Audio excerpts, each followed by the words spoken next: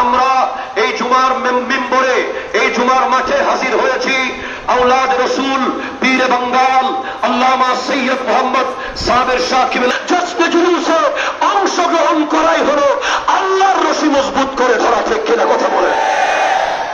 আমরা আর কোথায় যাব? আমরা যাব কার কাছে? কে আমাদেরকে পথ দেখাবে?